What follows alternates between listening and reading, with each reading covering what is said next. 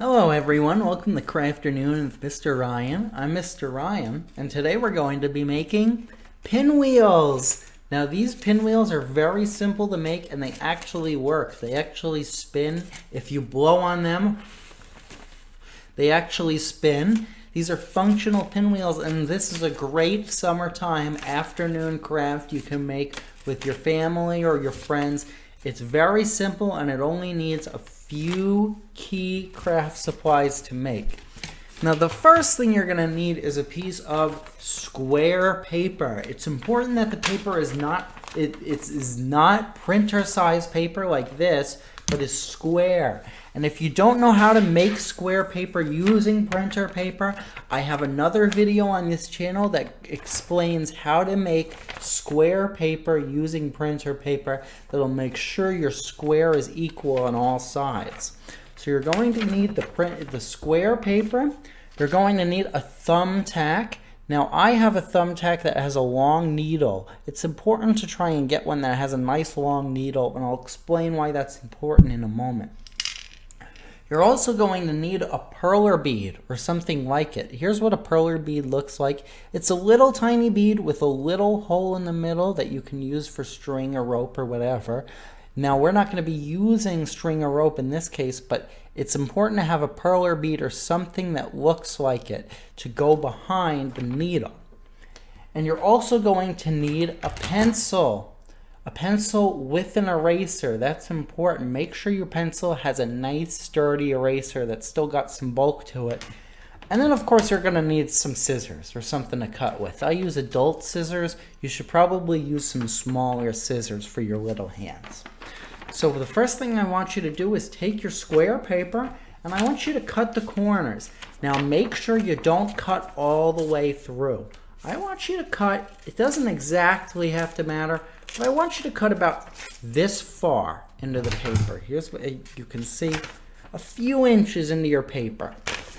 About 3/4 of the way to the middle. And I want you to do that for every corner of your paper.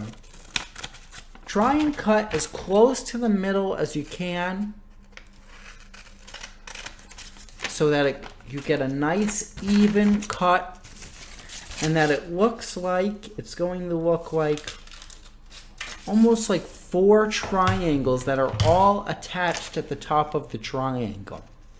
The next thing I want you to do, I want you to just pick one of your corners, doesn't matter which one, take your corner and fold it. Fold it to the center like so.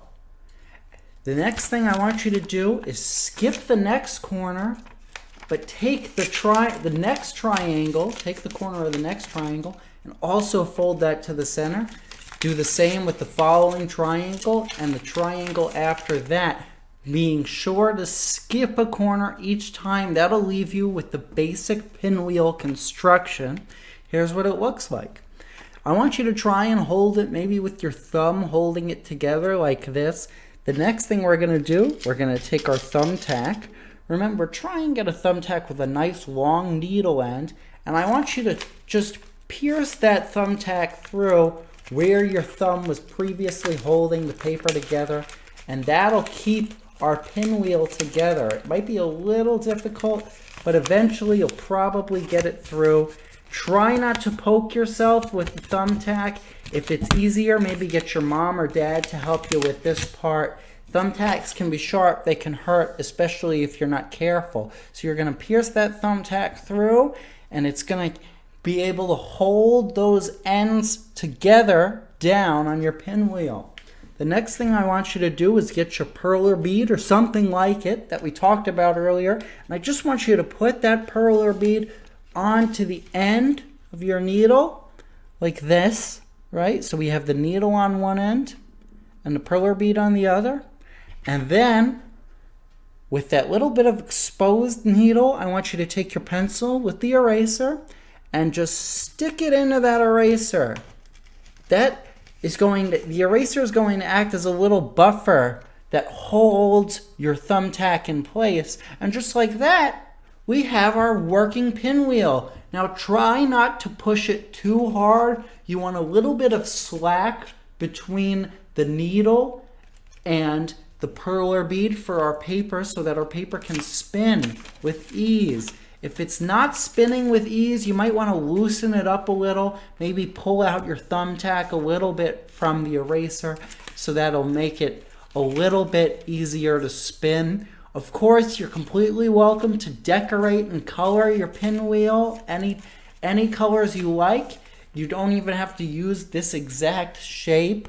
You can use smaller squares, and it might even be a little bit easier to turn if you use a smaller square. But congratulations on learning how to make pinwheels. This is a great summertime fun activity you can make at home. You can even stick it outside and watch the wind blow. However, if it rains, your pinwheel might fall apart. But I'm glad you guys could join me today for this excellent craft activity. I hope you guys can join us for some crafts in the future. And as always, you can head to veronalibrary.org/children for more fun activities. I've been Mr. Ryan, and thanks for joining us. I'll see you next time. Goodbye.